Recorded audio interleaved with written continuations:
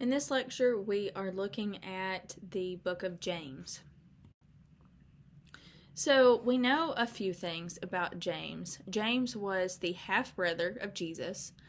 He was a leader, the primary leader in the Jerusalem church.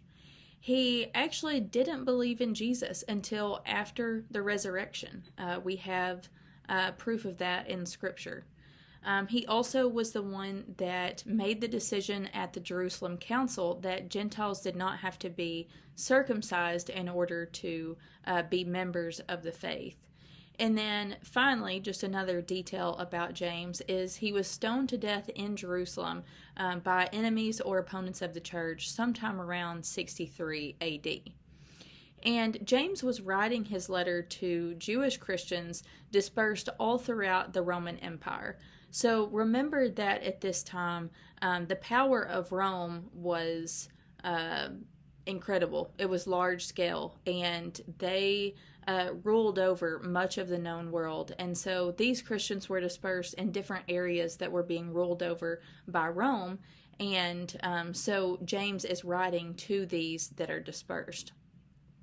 The date is pretty hard to nail down. It is sometime between the 40s and 60s. So some scholars have pointed to an earlier date in the 40s, while others point to sometime later in the 60s.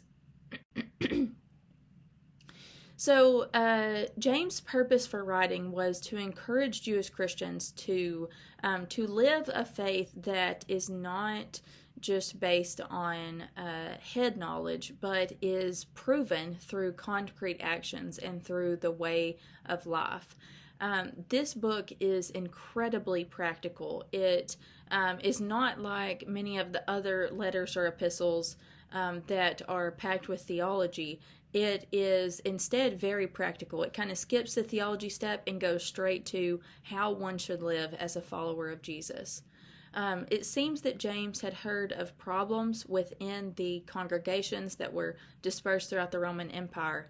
And so he is writing to them to encourage them to be authentic in their way of following Jesus and their way of living as Christians. So then some key themes, if you're like me, the first thing that may come to mind is faith and works. So as someone that has grown up in the church, James kind of becomes famous for the passage, what he states, that faith without works is dead. That's kind of the first thing that you think of, or at least for me, when you think of the letter to James, is him making that statement. And so the relationship between faith and works is a key theme in his letter. But some other ones are experiencing trials and how a Christian should handle those trials. He focuses a lot on those that are rich and those that are poor, and how as Christians we should show, or the original audience should show no partiality between those that are wealthy and those that are not. And then he also focuses a lot on the deadly tongue, talking about how words are powerful, and you can do a lot of damage with the words you say. And so he kind of gives a call to the Christians to watch what they say and be careful, because words can be hurtful. So continuing talking about these themes, as I was saying, James is primarily not focusing on doctrine. He's focusing on behavior. And I think that he would still very much see the connection between doctrine and behavior in the way one lives, but he doesn't detail that in the letter. This is just kind of a short, quick hitter letter on how one should live, and like I said, very practical. The next thing is that he's not focused on individual Christians. He's focused on how the Christian community should operate as a whole.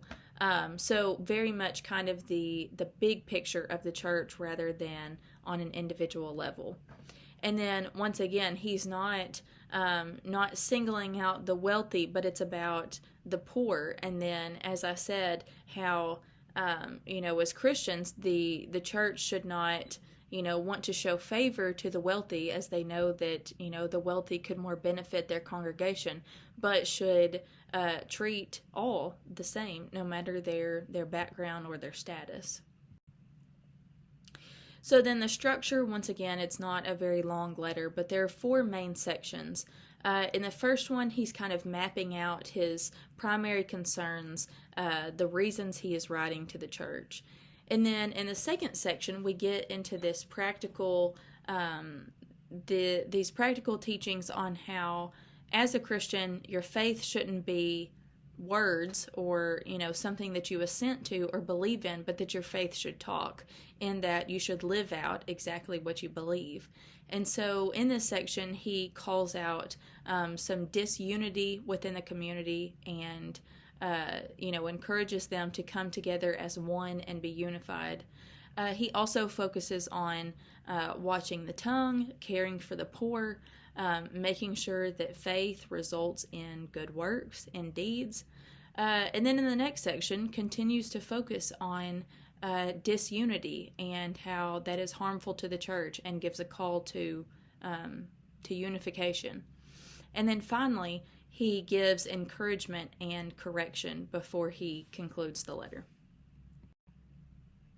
So, some interesting facts about James, or about this letter. This is probably the most Jewish book in the New Testament, and it actually was late to be canonized, partially because of this, not because it was Jewish, but because it's so Jewish that the early church kind of doubted its Christian flavor or Christian relevance. Really, the only thing that shows its Christian character is that Jesus is mentioned in chapter 1, verse 1 and chapter 2, verse 1. So just kind of interesting that it seems that was the reason that it was late to be canonized, because it's very different from many of the other letters in the New Testament.